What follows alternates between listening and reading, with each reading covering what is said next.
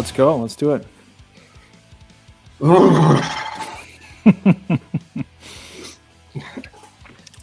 Hey everyone, welcome to Breaking Down the Game, our episode 6. This week we are going to talk the Packers and the Jets game. We'll get to a few other topics and a special guest as well. So wait towards the end of the video for that and you'll get to see who we're bringing in. I don't think it's any secret, but Isles. Yeah. How are you tonight? Pretty good, actually. Pretty good. Just relaxed, a little irritated by the ball game, but other than that, I'm doing all right. Yeah, it kind of was a stinker. So, yeah, it was. Without further ado, quickly just ask everyone to like, comment, and subscribe. The more people we can get in here talking Packer football, I think the more fun we can have with this. So, on to it. Put another shrimp on the barbie, mate. The London game. Well, the title to this is from the film Dumb and Dumber. So any of you film connoisseurs can look up that reference. So, Isles, what I want to do here quickly is talk about the London game and a few other topics related to London. All right. What are your first thoughts on that? I think it's this common theme week after week. I feel like I've been saying the same thing 3 weeks in a row now, whether we've gotten W's from it or not. It's just incomplete game. Super irritated by the defense. I believe mainly the scheme, shitty tackling. The big thing I saw, I was in an environment where I was not like solely focused. I couldn't be completely focused on every play, but I saw the majority of it.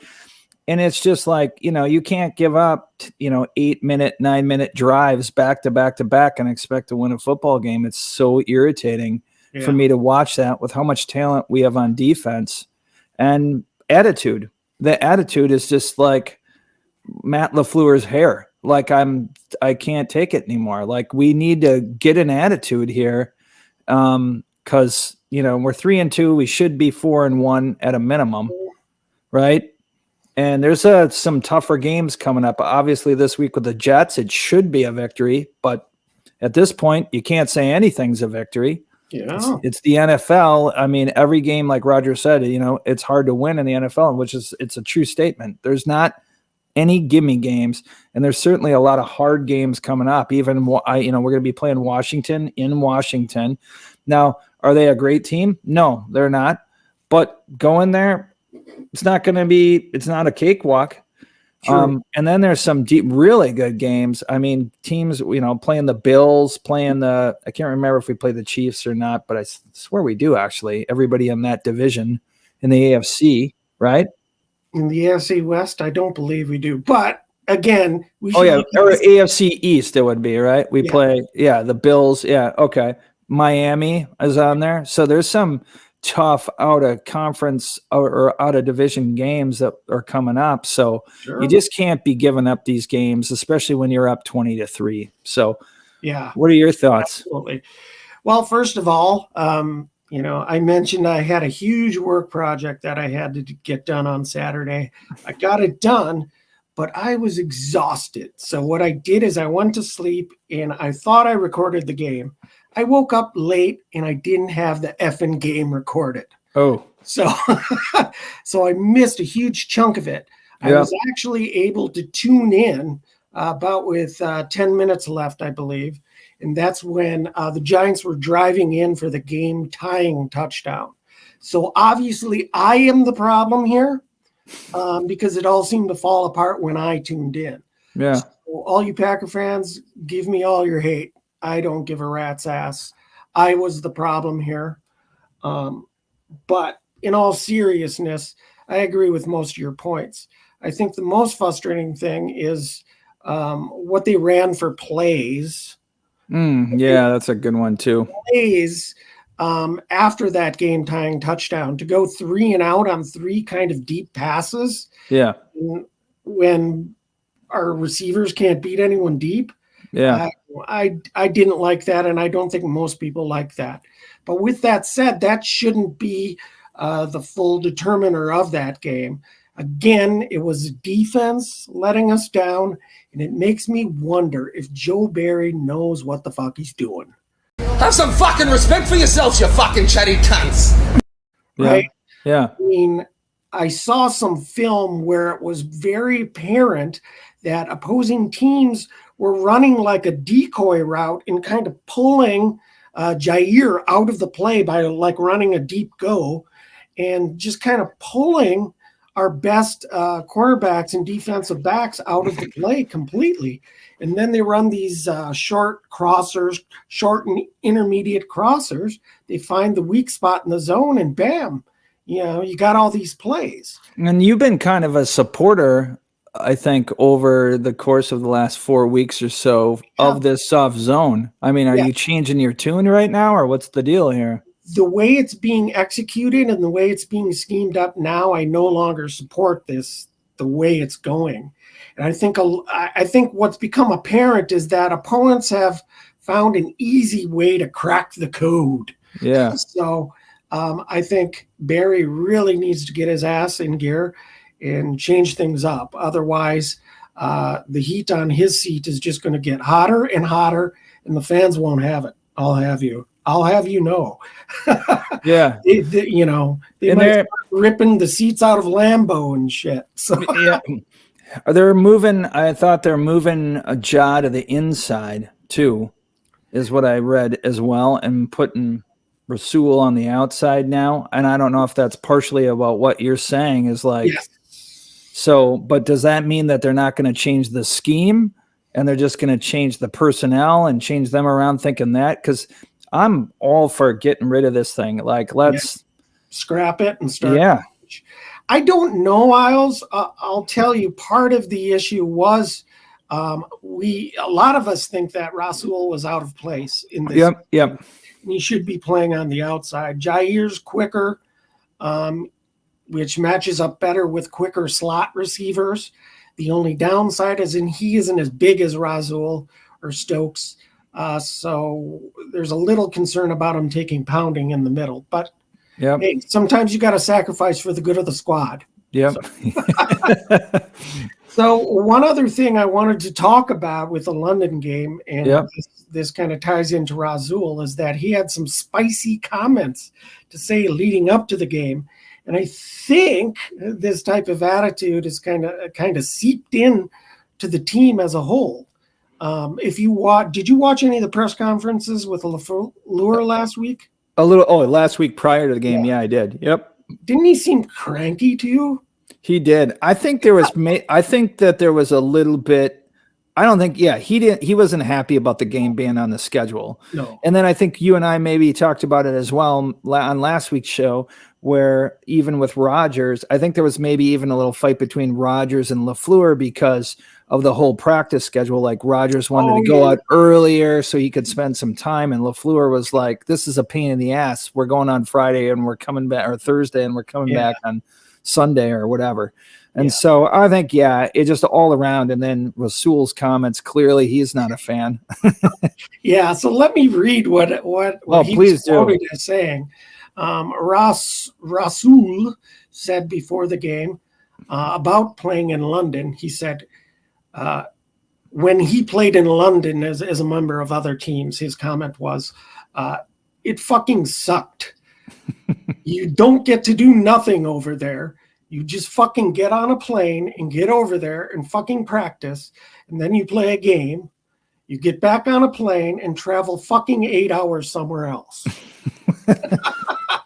And considering the number of F-bombs he used in that short quote, I think it's safe to say he's not a fan. And a lot of players probably don't like the schedule of playing in London. It really screws things up. Yeah. Rodgers seemed to be the only player embracing it.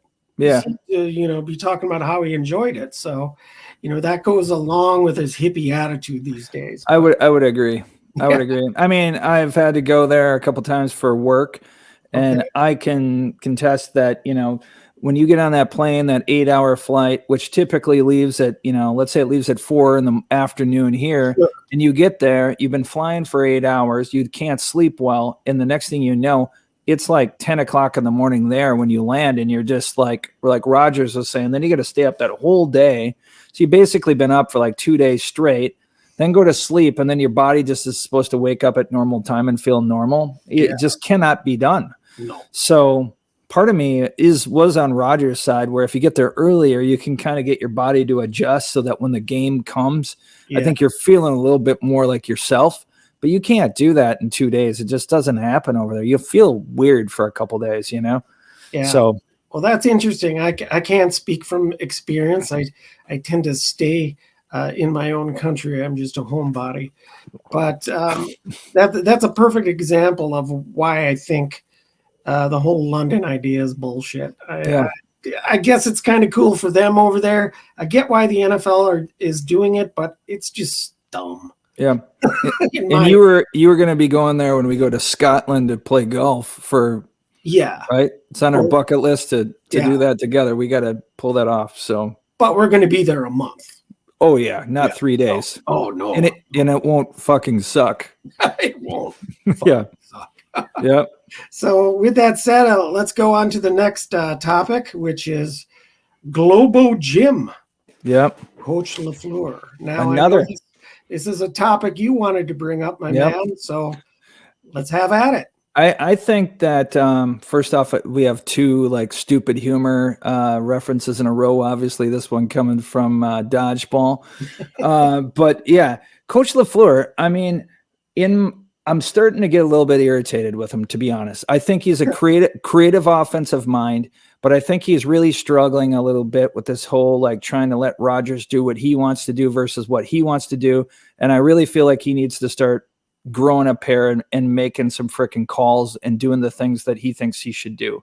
And it goes all the way back to, like even in the playoffs when they lost to Tampa, some of the calls and the whole, should we go for the field goal and all that crap. Okay. But it's like this past week, when it was 3rd down and 2 and they try to throw a pass and they go to the sideline, and you can see how him and Rodgers are talking about what the play should be. He should just be owning what the hell that play should be, or bitching about what's going on with the defense and making some kind of move or showing some, kind of anger towards what's going on with the defensive scheme and that's got to be changed. I mean, this is not going to stop.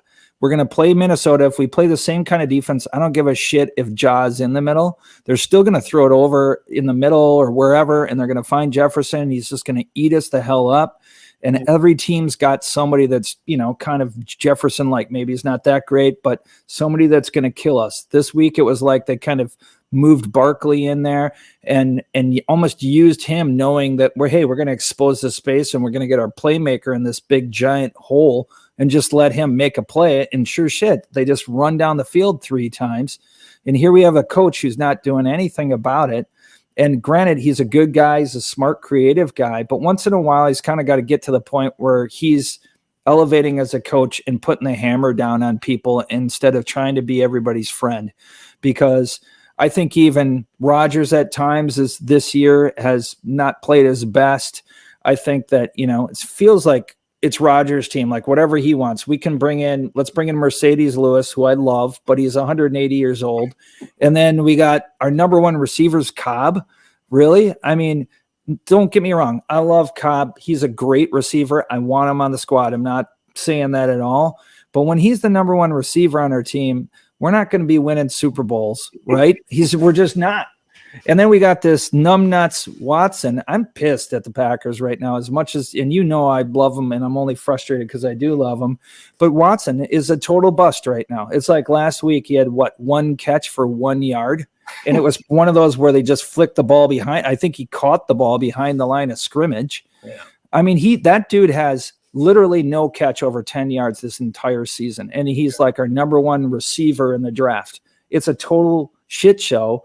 And he's supposed to be our speedster going down the field. Then I just read another thing today about who's the return guy? Rodgers. Yeah, and they're talking about like, well, we can't get rid of Rodgers because he's like the hardest working guy on the team. Well, that's bullshit. I'm a hard working guy, and you're not going to put me in to do anything, right? So I guess what I'm just getting at is I feel like the whole overall attitude of defense or finishing off games and pulverizing people into the ground, we need to get meaner. And I think I'm so sick of it because I feel like that's been going on for like 5 years. It's the one element that really keeps us from being great. Is like, we are a great football team. We have great players and we can win a Super Bowl, but we need to change the attitude. And I think you would agree on defense over the past 3-4 years, we're missing the element of just pure domination and like meanness. Yeah. Sorry, I went on a rant there. But No, I'm just pissed. I agree for the most part. I think it's a bit more nuanced, and it's difficult to really express that within a short form podcast like this. Yep. But I do agree. It kind of begins with attitude. I think if the Packers were losing, but they were showing that attitude, that fire, gang tackling, I think we can forgive it because we're going to see the effort there. Yep. But I do agree that we miss the presence of a Wayne Simmons. Yeah. I Chuck think, Cecil. Yeah, those type of players. Wayne Simmons, rest in peace. Yep. We should try to raise him from the dead or something. Maybe we can contact some witchery people and get something rolling there because we need that element of meanness there. Yeah. I agree with you on Coach LaFleur, but he's the best looking coach in the NFL. I'll give him that. I'll give him that. Best hair. Yeah. The most precise beard, I think. Yeah. He's pretty sweet all around. And I think he seems like a cool guy. But you mentioned something really interesting that I think I can parallel into what I've read and heard about the Wisconsin Badger football team and the firing of Paul Chryst. What I read is that Chryst was giving so much latitude to the players to kind of become leaders and take control of the team. It simply wasn't happening. So in that respect, the Badgers really needed that, a more hard-nosed presence there. And I think that is similar to what LaFleur has been doing. He always talks about wanting a player-led team. Yep. Sounds great. Yeah. Sounds great on paper. But when things aren't going right and there's trouble, that can lead to some chaos and bad things can kind of spin out of control. So I agree with you. I think we need a little tighter reins on the team. I think you got to give Rodgers all the latitude possible because I would agree. Yeah, I would he's agree, as good of an offensive mind as LaFleur is, to be honest. He knows, and they all know more football than we could ever learn in 100 years' time. So, speak for yourself. Speak for yourself. But the totally giving you shit. But I think you hit on an interesting point with that as well, with like the player-led thing being a problem. And you look at how Rodgers came out in the post-game conference, and he was talking about how he didn't like what some of the talk was in the locker room and that. Right, yeah. It's like, it's great that Rodgers is saying that, but again, LaFleur should be the same one that's like kind of laying some messages down. Like Rodgers is such a master of using the mediums all around him to kind of give these like subliminal messages to the rest of his team. LaFleur's got to start doing the same thing. Like if he's not man enough to go in the locker room and like say, hey, this shit's got to stop. We need to put together 4 quarters of football and people start got to owning their positions and owning their responsibilities. Then, at least do it in the frickin' media so they hear that you're upset, show something. And maybe he does that behind the scenes, but some of these like in locker room speeches I've seen him give kind of looks a little bit like a kid amongst men to me. And I just want him. I mean, I like him. And I think he's he's a great creative mind, but I think he's got to take a step up himself and take full ownership of this thing and get it on the right track before it's too late. Yeah. We had just too much talent not to get to another bowl right now. That's right. Well, great points. And actually, I want to take this subject. I want to revisit it next week. Yep. Let's see if anything has changed, and let's watch this team grow. Oh, let's do that. Isles drinking some vino. Mm-hmm. Feeling good now? You got that Really? off your chest? Yeah. Thanks for giving me that. Yeah, Yep. anytime, bud. Yep. And got a little wine buzz going, hopefully. Yeah. Yeah. That segues perfectly into our special guest. Our special guest will be Higher Point of View. We're going to be bringing him in just a few seconds. So, again, I just want to ask everyone to like and subscribe. I hope you really enjoy this interview with Higher Point of View.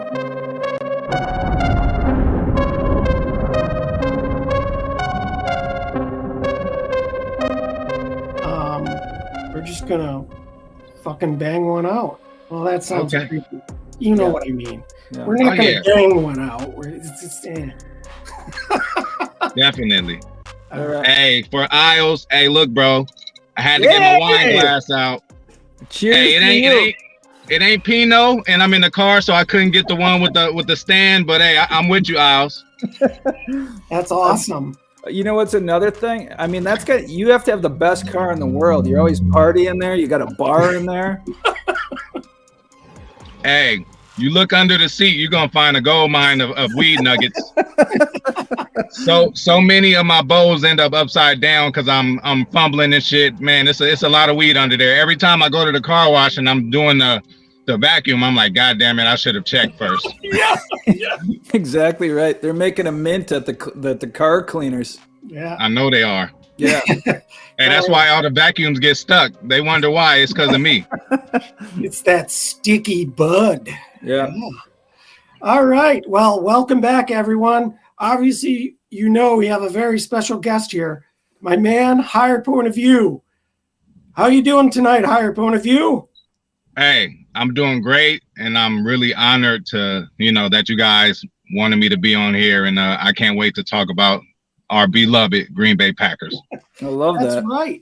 That's right. That's all you got to say. Well, we're very happy to hear from you and have you on. We want to make this a typical thing. Keep bringing people in and out, talk football, much like what you're doing on your channel, which is awesome. Anyone who's not subscribed to Higher Point of View, I don't know what the fuck you're doing here. Get on that channel and make sure you subscribe and engage. Please do.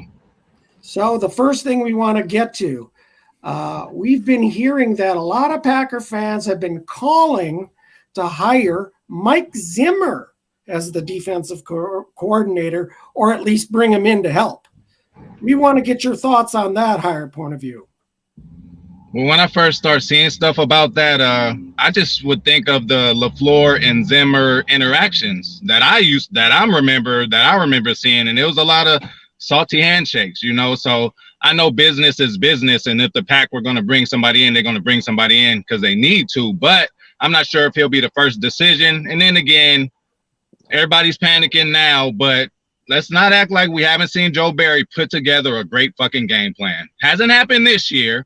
But there was a couple of times last year that, Kansas City game, San Francisco in the divisional, another game Arizona. Those games we won those games with the defense, so we know it's in them. And this is not like a Pettin or Dom Capers kind of deal because, they didn't have as much talent. But Joe's got everything. He just got to come up with a better scheme. Everybody knows it. So, I'm not ready to throwing the towel on Joe Barry. And again, Zimmer's good. I like his aggressiveness, and it would work if he were to come over here. And I just think he's a better coordinator than actual head coach because, his whole head coaching record isn't so impressive. But we give him the respect because he makes it hard for Rodgers. And we run the North, but goddamn it, every year we seem to give them a split and sweep everybody else. So you got to have respect for him then. But I don't think he's coming in, and I don't really want him.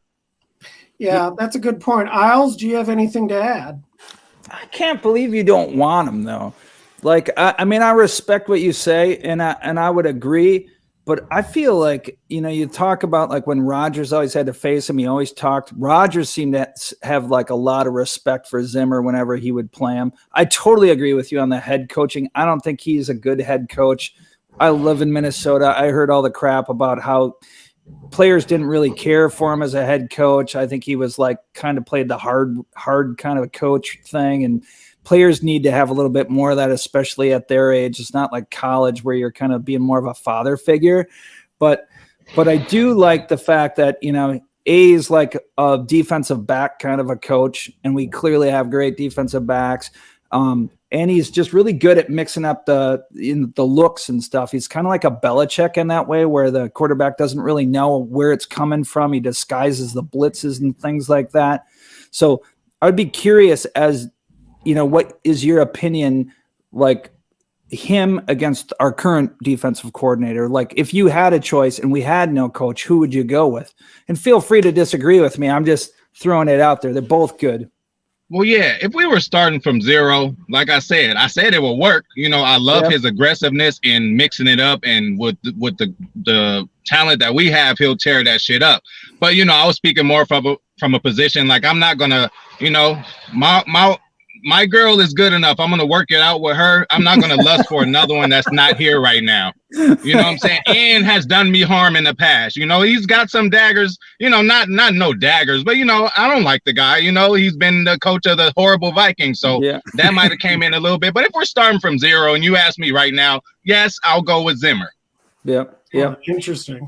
Yeah. Interesting. Love the analogy of women too, by the way. That made it a lot clearer for me. You can't go wrong. It's such fertile ground. Exactly. I'm trying to make it so that everyone can understand. And that's part of the reason why you're awesome. The only thing I'll jump in and add is that I'm just really surprised that the players haven't performed and the scheme seems to be a bit lacking right now. We've been hearing nothing. We heard all training camp how awesome this defense was playing. So that maybe leads me to believe that the Packers offense isn't that good. and it was just making the defense look better in camp. I don't know what to think there, but interesting thought experiment. But in the end, you're right. We have who we have, and it's highly unlikely you're going to shift gears this far into the season. Do you think they're going to switch the way, like what they're doing though, based on all the heat and how the results have not been good, like this soft zone? What are your thoughts there? They have to do it, you know, because, you know, we don't know everything, right? Us as fans, we don't know everything, but there's some things that just happens in front of our eyes that we just can't, like, we can't have that again. So I'm gonna give you a stat, the soft coverage. So we have a believe it or not, the Packers have a very good third down percentage, right? But the thing is, these motherfuckers don't get third downs because throughout the first 2 downs, we playing soft. They throw a pass for 5 yards. Normally they're crossers. He's going to get another 5. So we don't even make it to third down, what is our strength, where we can mix it up certain times. So that shit fucks a lot of shit up. But hey, soft zone, gotta go. We have the bodies to man up, goddamn it. Just do it. And then it's not like, you know, bro, last week there were practice squad players, you know, against our secondary. You know what I'm saying? So, like, that's no reason not to go man. Like, when you go man, that means you're mano y mano. That means you feel that your person could beat the person that's in front of them. And for them not to feel that over the past, even in Tampa, no fucking Mike Evans, no Chris Godwin. If those 2 guys are there, we fucking lose. You know, so yeah, that shit needs to be fixed, like ASAP. And I think they're going to do it this game, but I just hope they don't go away from it. Because, you know, coaches will do things. Hey, LaFleur might run the ball one game. The next game, he'll forget, like, what happened. So, you know, I think this game for sure, the soft coverage might be gone because we do have another lesser opponent. But they got to be feeling themselves at this point, too. Yeah. No, great point. I can't agree more. So I think we've beaten the Zimmer train to death right now. So I want to move on to my personal favorite topic, sharpening the knife. They will call sharpening the knife, especially on the gland penis. Rub them 50 times. This is where we talk about the Packers and what they need to do going into the coming week against the Jets. What do they need to do to sharpen the knife, higher point of view? Well, we're going to sharpen this motherfucker up. Hey, iron sharpens iron. Complimentary football, you guys. Like I said, we can't have the offense not scoring in the second half. That doesn't help the defense at all. We can't have the defense not getting off the field and not being able to get chances at third down because that doesn't help the offense out. Time of possession with the offense, when the team wins time of possession, they win the game. We didn't do that in the games we lost because what happens with time of possession? That means, number one, you're running the ball. When you run the ball, that clock stays running. When you throw an incomplete pass, the clock stops. And then you go 3 and out. The defense couldn't even get a fucking drink of water. And they just got off of the field of a 15-play drive. And then back on the defense. You cannot 5 consecutive scoring drives. You just can't do that. So they got to help each other out. We would all love to blame the offense. We would all love to blame the defense, but they are hurting each other. And if special teams can just do what they've been doing, this was their worst game last game, and it still wasn't that bad. And I'm going to give credit. What a great job they did at the end of the half. Of course, we had no timeouts, but 8 seconds, clock running, the operation, they get the field goal on there, and they get it off. That was fucking awesome. Yep. But complimentary football, to answer you guys' question. Yep. Oh, I love that. And unfortunately, as I said, I didn't get to see most of the games, so it's very good to hear about that field goal unit, being in sync, because the last few years we haven't been seeing that discipline. So anything else to add there, Isles? I think every point he made is right on. I think the one thing that really too has got to just be offensive play calling.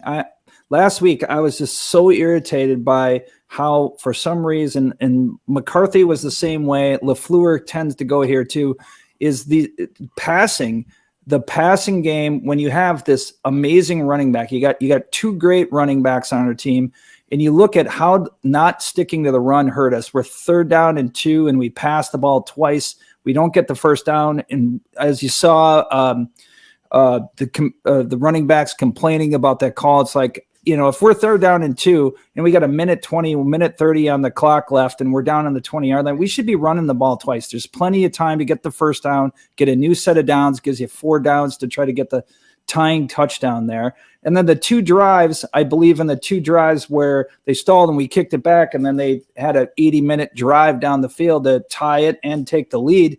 We're passing the ball, like a higher point of view saying we stop the clock and we keep trying to pass. We got to stick to the run. The play calling has got to be better this week and be more consistent and stick with the run more. What about you, Chad? Yeah, what I'm going to say about sharpening the knife is similar to what higher point of view said with complementary football. Everyone needs to do their job and stop whining and complaining. Yeah. Pointing at each other. You need to be in sync. You got to do your job. If you're playing on defense, make sure you got your zone covered. If you're playing that damn zone, make sure you're passing people off to the right place and cover your zone. There's only so much the players can do. If they're doing their jobs and they are not successful, then that points clearly to the scheme and the coaching. From an offensive standpoint, I do agree. You gotta stick with the run, and you gotta stop messing up and giving your team, putting them in a bad position, basically. And that type of attitude tends to create a negative energy, and players feed off that. I know higher point of view and we played football, and we know what that momentum feels like in games. And it's hard to articulate. There's nothing you could do about it, I'll tell you that. Yeah. And you can feel it. You can feel it. Yeah. Tell me in your experience how you felt momentum in games. Any examples or anecdotes you want to share would be fun. Especially when you're on the road and they get to going and everything's going wrong. It's like that's when it gets really, really tough, when the crowd is involved. But also on the other side, like when on the defensive side, when you're when you're away and you stop them to the point where the crowd is quiet, that shows how much and how important it could work either way. You could have a place full of people, but if you do your job and shut somebody down, momentum is undefeated, and that personal life, of course. And this will go into something I'm going to say later as far as momentum. So we'll get back into that, a little later. I promise it's something I was going to say anyway that had to do with that. Sure. Sorry. But yeah, I think you described it's like a feeling in the air. It's the crowd. Sometimes it's the time of day. A team can just be off, and it just kind of like feeds on each other. And there's nothing you can do as a single player to do it. It truly is the best team game because everyone has to be firing. If they aren't, there's nothing one player can do. As much as we want to put it all on Rodgers, fuck that. You need a team.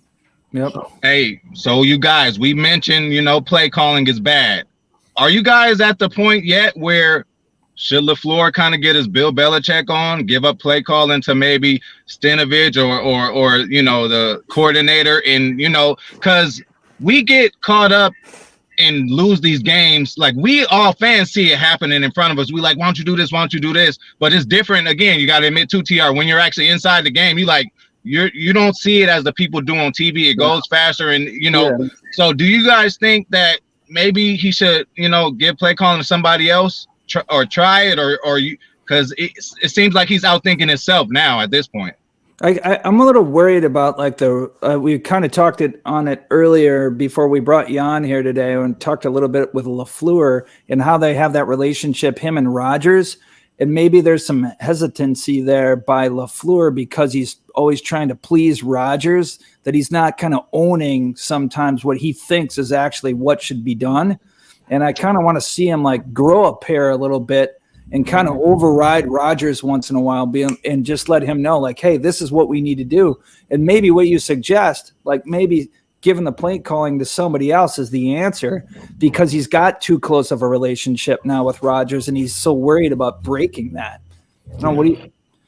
And sorry, go ahead. And in the middle of the defensive disasters, LaFleur is so worried about the next drive, about offenses and all that. If somebody else is calling them plays, he could walk over to Barry okay, what the fuck are we doing on this next drive? Because I need these guys pressing. I need these guys, and man, I need, So I think that'll help the team overall. But then again, I don't know how Clemens, it's been a while. I don't know how his play calling is. But again, it's LaFleur's playbook. It's just the way what Clemens is, how he's calling them. So, hey, anything is worth looking at because we have trouble, you guys. It's not the gold zone anymore for us. It's hard for us to get in that shit. I don't know why, but and then one more thing. The Mercedes Lewis, I think they're thinking ahead of time because he always does good in London. They probably look, he probably done mentioned to the team, I caught 3 touchdowns in London. So for them to draw up a great play like that, just for Mercedes to get a touchdown in London, LaFleur, you got to have 4 or 5 of those for when we get to the goal line, because you and Aaron, again, I'm watching on the sideline. I'm trying to see every lip move, and basically it was like LaFleur, so you good with that? No, he already has the option for 2 plays anyway. Every play you guys call is 2. Give them what we giving them, and then just tell them to run it, man. Yeah. From my point of view, I don't think LaFleur should hand over play calling. First of all, Stenavich is a first-year OC. He's been a line coach his whole life. I don't really trust play calling in his hands yet. I know he's drawn up some very interesting plays that were successful last year for the Packers, but I'm not convinced turning over play calling to a lesser experienced coach would be the right thing to do. With that said, I think it probably comes down to game planning and having contingency plans, which is kind of a group effort between the coaches and Rodgers and the offense. Sometimes what you need to do is step back and simplify things. Maybe get rid of some of these run past options, because it seems like Rodgers checking one way or the other, and the defense shifts at the last second, and boy, it's all screwed up. I think that it goes along with what the Wisconsin Badgers recently did with their firing of their head coach. The new coach really simplified the game plan, and they came out and kicked ass the next game. So that's my take. Yeah. One other thing is that I think I'm a little irritated with LaFleur, some of the play calling, is why can Andy Reid, who's 160 years old, the dude is so creative, especially on those short downs, or when you get in close to the end zone and it gets tight in there, right? He's so freaking creative. He comes up with different play. It seems like every 3 weeks they're doing something that just throws teams off. And LaFleur's, we kind of brought him in to kind of mix things up, and he's a great, designer of kind of different schemes, different looks and stuff like that. I love to make sure that we have like 1 to 5 really good plays in the bag when we have those short yardage situations that we can pull out every once in a while. We never see any trickery. Like even McCarthy would try weird crap every once in a while. I can't think of one play where LaFleur's ever like faked a punt or faked something, done something. I'd like to see that in a situation, not against the Jets, but against some better opponent at some point. Interesting take. I think we should be on the watch out for that. And yeah, I don't disagree. But again, we as armchair coaches, we don't necessarily know what Rodgers is doing at the line and what the whole setup is. Yep. But some mixing it up could help. Yep. So with that said, I want to go to the next topic with you, higher point of view. Aaron Rodgers was talking about how he didn't like some of his teammates saying some negative things about possibly losing to the Jets.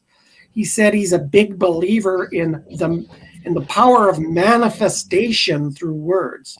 I wanted to ask you, higher point of view, what do you think about manifestation as a topic or a topic? I do believe in it, but there's certain extents to everything. And in this context, when he's talking about Jair, the question was asked, they asked Jair, oh, are you worried about, the defense and how you guys have been playing? He was like, no, but if we lose next week, I'm worried about that. Mm-hmm. So I think Aaron went a little too hard on him because he said, if I lose next week, he didn't say when we lose. If was a fifth, we all be drunk right now, so he said, if we lose, and he said that out of frustration. So for me, people deal with death. People deal with certain stuff differently. Some people, like with death, I know some people, I like to stay away from it. I don't like to go to funerals. Some people see it as me being disrespectful, but I just can't see that person that way. I just want to see him and remember him like the last time I seen him, so that when we finally meet again, I don't want to see him in the casket. I'm sorry. It's just nothing that I'm interested in. So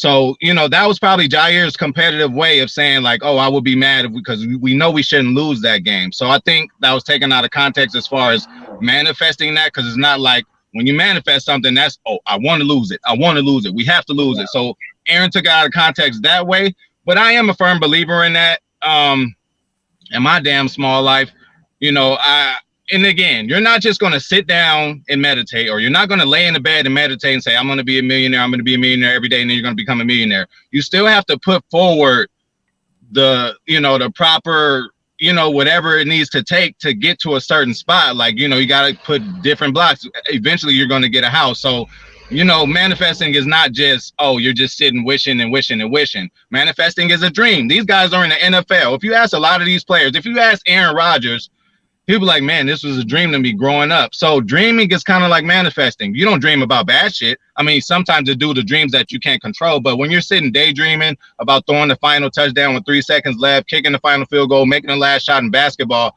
like that's a way of manifesting it. I'm sure Kobe has did it before. 3, 2, 1 and made the shot. Yeah, it made it easier when he really did it. And again, Aaron Rodgers has made it to the highest level and been good at a very long time. There's something in his life that makes him firmly believe that this was possible. There was teachers that told him that he would never make it. There was a lot of stuff that happened to him that he could have crumbled in. So he might have used his powers, or, again, you ain't going to manifest just by sitting down. You can put forward a plan. Just like right now, if I want to fucking go eat and go get some Popeyes, I have to get in the car. I have to make sure I have money for it. Then I have to go get it and then order it. It's the same thing. It might not be a faster process like that, but if you dreaming of something, anything you want to do, whatever we want to do, we dream of doing it. I kind of manifested my damn YouTube channel. I wasn't consistent enough. I didn't think I would get a following just because, of the way I was. I'm like, man, I curse too much. I'm like, this ain't going, I'm like, I'm going to just be me on there at least. But then I've gotten, I used to think, like, I've read other YouTubers' comments where people say, man, this video got me through my day. And I felt like that with certain other people. People have told me that shit. Somebody said, this is my favorite Packers channel. I'm like, what? This one?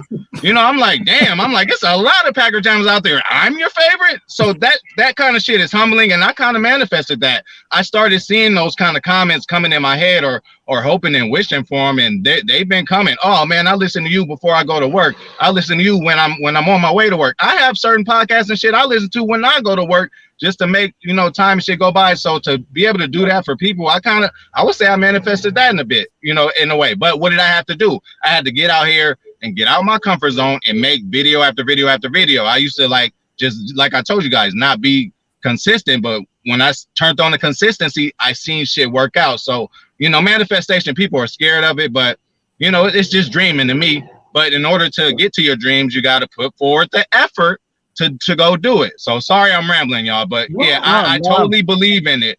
And look, it's got him to that point. I can't tell him yes or no to that about that. And Jair is too. Jair is very big on all that. Jair meditates before every game. He sits in the corner or by the goalpost, meditates. Like, he has a certain kind of vibe about him too. That's why I knew he didn't mean what he meant when he said that. That was just his competitive way of saying, like, we better not fucking lose. So, that's what I have on that. I totally agree with you, man. And Chad, you said, dude. No, I mean, that was freaking brilliant, actually. I thought that was right on. I think about the only ad I would have is I kind of sometimes when I think about this is creating some kind of a mantra that a team can kind of keep in their head. Now, granted, the point you made, the higher point of view, which I think is exactly right. You can tell yourself shit all day long, but if you don't put the work in, it's never going to come, right? So there's kind of a combination. But one thing that I've been speaking about on this show for the last 2-3 weeks a lot, and I did again tonight, is that the whole attitude of trying to be a bit meaner and just feel like we're just like one of the nicest football teams a lot of times.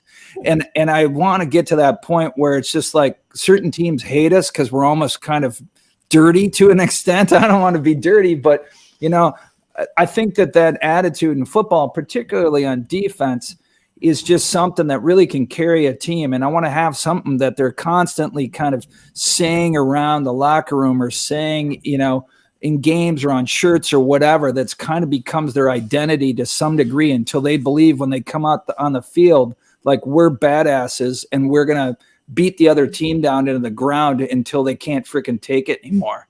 Yeah. And that part has just been driving me nuts that we are not more like that. Yeah. And I would, go ahead, higher point of view. So with that, it's two things, it's like a double-edged sword. Everybody wants the mean coach, but you hate going to practice and you better not fuck up, but you might be good on the field. But when you have the kind of nice players coach like LaFleur has, players never practice, players led team, you got to kind of have a dog. And I don't miss him. I don't care for him or nothing like this, but I'm just saying that Zadarius Smith, he didn't get that C on his jersey for no reason. He was the enforcer. When all them motherfuckers got pulled over in Green Bay smoking weed, he took the rap for it. When we were having issues, he walked in the office and talked to Mike Pettin and said, hey, we don't like the way we're being used, coach. I think we need to do this and that. To have somebody, Aaron, when Zadarius first came, Aaron said, man, this guy is a leader in the locker room. So we're missing that. And LaFleur is the nice coach, so we're really missing that. So I totally agree with you guys on that. And I don't know what the fuck we could do about that at this point. We gonna have to figure it out. But we do need a little more dog in this team. Yeah. That's a very good point. I think if you're going to have a players-led team, you need those dogs, as you say. You need someone who's going to step up and be that very vocal leader. Leading by example only goes so freaking far, in my opinion. And another thing, niceness is an overvalued attribute in society. Niceness doesn't pay the bills. Niceness doesn't get shit done. Yeah, doesn't win Super Super Bowl. The nice guy finishes last, with the women. Right. with the women. He's sitting there, please, baby, please. You got to say, nah, this what I want, bitch. And then she gonna give it to you. Exactly. I couldn't say it any more succinctly. I thought it was an interesting topic about manifestation simply because of Rogers in his journeys into taking psychedelics and this awakening he seems to have inside himself. I think society has turned to this point where people are turning to alternative ways of thinking, and dare I say even alternative types of religion to manifest what they want in their lives. And while we know that telling yourself you want to be a millionaire won't do it, it somehow puts something in the back of your mind that helps you see the patterns of opportunity to get you to that point. So while I am a believer of manifestation, I'm careful with it because I often think and daydream about how things could go wrong. So manifestation can be both good and bad in that sense.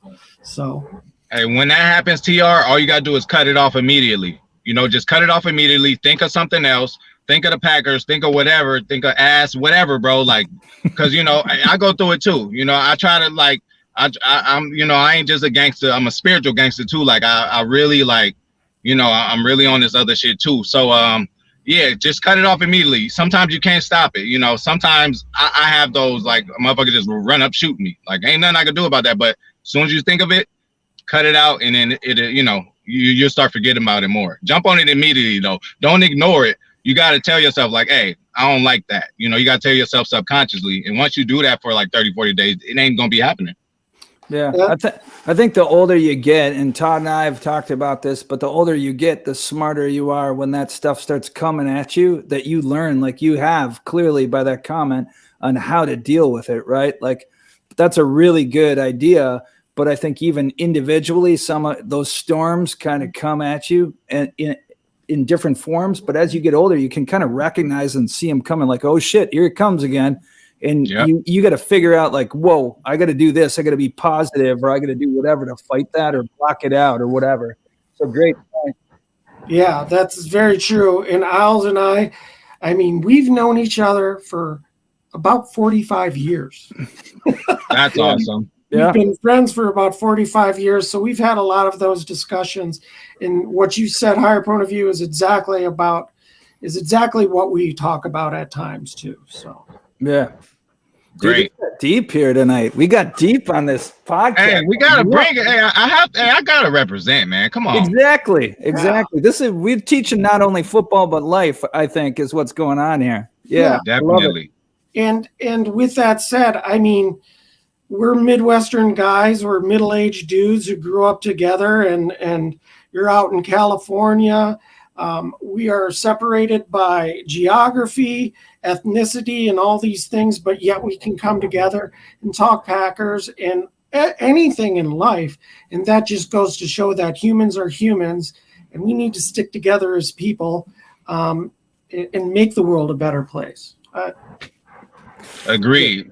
Hey, two heads are better than one, and like, I'm just for everybody, for anybody to be racist towards any particular group, you are doing yourself a disservice. I love Mexican food, Chinese food, whatever it is, you know, I love food or whatever, but that could be with anything. I like the way Mexicans party. It's some cool ass shit I done learned from some white boys. It's some cool ass shit I done learned from an Asian person. Like, you are limiting yourself if you're going to cancel out a whole race. And not only that, but talk, you know, very badly about them and look at them a certain way. Like, you're doing yourself a disservice. I love motherfucking everyone. And then again, one day it's gonna be a black man that save your ass one day. One day it's gonna be a white man that save your ass. Like, hey, cops done let me go knowing that they shouldn't have. Some white, some black, you know, like, you know, everybody, we're all better together. What they want is division. That's why they created so many religions, so many classes, you know, different races. They try to separate us by religion, class, race, like, so we just can't get along. If we all see that, you know, what happens, you know, when man, and I ain't gonna get into all that. I was gonna say mixed babies, but man, when mixed babies look goddamn good, it's the best shit. Like, you know, I have cousins who are mixed, and I love them to death. Yeah. That's what I'm saying. It doesn't matter. Yeah. But yeah, we don't. I mean, this could be a whole other podcast. And I know, higher point of view, you've talked about branching out and doing different subjects and different things on your channel. And I personally look forward to everything you do. I watch everything you put out, and I just think you're fantastic. I hope you continue. And if we can lend a hand with your podcast, your channel in any way, please let us know. and we'll do the same with you. Having you on this podcast just heightens it, I think. Yep. You guys already did it for me. TR, you've done enough, bro. I could get into the shit. Anyway, I could get into a lot of shit you done for me, but even Isles, bro, just, hey, giving me confidence, bro. You know, there's some comments that stick with me that I never forget. And man, like, it's a lot of confidence building. Again, sometimes I'll be like, man, fuck today. I don't want to do a video. Then I'll remember one of them comments like, no, I got to for my people, you know? So like, you've done comments. TR, obviously, we're good buddies at this point. And, you know, I'm just glad. And to know that you guys have been friends for so long is just amazing, because I love both of you guys as people, and you're sarcastic. You know, I love how sarcastic you guys are too. You know, you guys are very funny. Like, I pick up a lot of TR's jokes where people might not pick that shit up. Like, the dude is fucking hilarious. He is hilarious. Oh. Yeah. Thank I you. gotta tell you too, I'm glad to hear that you are aware that the people love you, because like, I didn't even know who you were, and Todd was like, hey, you got to check out this guy's podcast, and TR threw it at me, and I started watching it, and I was like, first off, this guy knows a lot about football, and B, he's freaking hilarious. So I've been hooked ever since. So I really was looking forward to this day to let you know. Dude, you got some huge car behind you? What's the deal? Hey, it's always going down over here. Never a dull moment. Everybody's a star. You're like, it's LA, y'all. Yep, exactly. All right. Well, I want to thank you again for joining us, Higher Point of View. And I want to add one thing.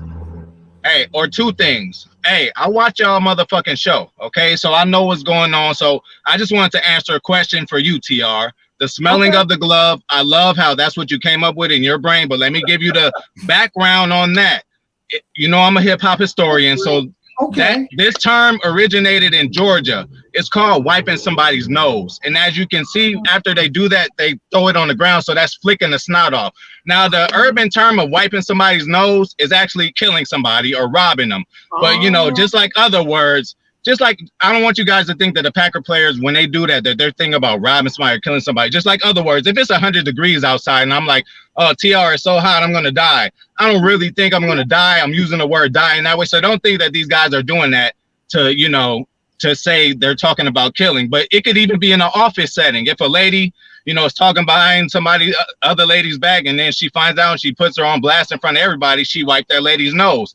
There was a comment in one of my sections about the Quay Walker and Adrian Amos hit. When they hit and made a player fumble, they was like, hey, Higher Point of View, that was a big ass hit by Quay. And in that comment, I'm like, yeah, he wiped his nose on that one. So that's basically just putting somebody in their place.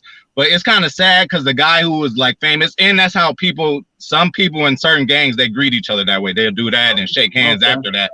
So it's like a gang kind of thing, but that's where that originated from. It originated from Georgia, and actually a guy who's in big trouble right now. He has a RICO case going on. A lot of murders involved. Young Thug, the rapper, he's in trouble right now, and he was like the main one with that gesture. Deshaun Watson, another troublemaker, he was the first person to do that in the NFL. He used to do it after his first down. So that's what that means, wiping somebody's nose. And for you, Isles, last show, you was like, is it really that fucking hard, you know, for Elton to what about his position change? First of all, yes, the fuck it is. First of all, it's a mind fuck as far as left and right. Like, it totally fucks your brain to change it because the plays are backwards. You know, like, you have to read. Like, if I was left tackle and I had to play right, like, when they say to play, I'll remember it as left first and then say, okay, I got to do the opposite. And just that time is very difficult. You have to stand in a different stance. And then what you got to think is Elton came in the league. Fuck college. People want to say, oh, he played right tackle college. He played center in college. Not under this scheme and not under as many as plays with 18 syllables that's being called. So for Elton to start off at his best position at left guard, he excelled. He was one of the best left guards in the league. It is easier to transition from left guard to left tackle like he did last year than to transition from left guard to right tackle. Left guard to right tackle is a total mindfuck. When you're a left guard and the left tackle, you guys kind of got to know what each other is doing. I play left tackle, so when the play was called, I had to tell him, like, hey, man, you pulling on this one, because if somebody make a mistake, you know, it's always the time where y'all don't talk when he make a mistake. It's like, it's your fault. He like, no, it's your fault. That's why we supposed to check in. Hey, I'm gone. Hey, because when the guard pulls, I'm going to have to crash down and get his guy. So it is very difficult to change positions. Elton is up for the job, and he's going to do it. But I'm holding back judgment on Elton, Bobby Tunyon, Kylan Hill, who's on his way back, on all of them, because these are in David, because these are devastating injuries. They just got to get back in football shape first. And Elton is so good that he can be a good right tackle, but he's best at left guard for me. So sorry I'm rambling, but I had to answer two of you guys' questions from last week's show. And that's why you're a legend, man. Yeah. And thanks so much about that. Yeah. Oh, yeah. No, that is so enlightening, and that makes perfect sense because, within the game you can say, "Oh, I murdered that play," or I kicked his ass. TR, just a saying, right? You got to also got to include on this video in that part when Z last year, though, our favorite part where he picked up the turf and he just smells the turf. He kind of just, it makes me think of that as well. Just threw it down. Yeah, there's just a picture that we'll put on here, and it's freaking hilarious because the look in his eye is hilarious. Yeah, I missed that. But anyway, I thought this might have been like getting some lady stank on you. Hey, it was a good articulation. I'm like, TR, I'm like, I see why he thought of that, because I tried to think, like, if I didn't know what it really was, what would I think? And then it was like smelling of the glove. So that shit, it goes, man. Yeah. And that reference is actually from an 80s movie called This Is Spinal Tap. It's about a fictitious heavy metal band. It's a fake documentary, but these guys put out an album called Smell the Glove. Well, I like to stay on subject. I'm so sorry I got to take it this way, but the only thing I remember about Spinal Tap is it was this old porno that I had. It was called Spinal Tap. It was actually my uncle. So whenever he'll leave, I'd do my thing, but I had to rewind it and pause it right back on the spot where he was at it because I didn't want him to think I was watching. Hey, let me stop. Hey, I'm so sorry, y'all. No, this is awesome. Oh my God. We could do this all night and we could talk football and life for hours. Yeah. Which just means we're going to have to bring you back sometime soon. I'm ready already. All right. I love it. Well, thanks again for coming in, and I want to give a special shout out to the Pack Attack, Big Nate, KHTV, AJ, and Packer Fan in Vegas. You guys know who you are, and you're my guys too. Isles, any last words? Go Pack as usual. Let's go. Let's get it done. Easy victory this week. Make it easy. That's what I say. Make it easy. Victory, right? You got it. Right. Hey. We're going to end it here. Any last words, higher point of view? Hey, no. Hey, thank you everybody for motherfucking tuning in. I love y'all. I love y'all too. And I love all y'all watching. Continue. Hey, TR is brilliant. Isles is brilliant. Y'all continue to fuck with this. I'm going to promote it in any way I can. And I was just glad and honored, first of all, to follow Big Nate. And then secondly, just that y'all thought I was good enough to invite me on this goddamn show. So I really appreciate it, you guys. Yeah, you bet. Anytime. Well, you take care. Love you, man. We'll talk soon. Likewise. All right. Good night, everyone. Rock, rock, rock, rock, rock, rock, rock, rock, rock, rock, rock, rock, rock, rock.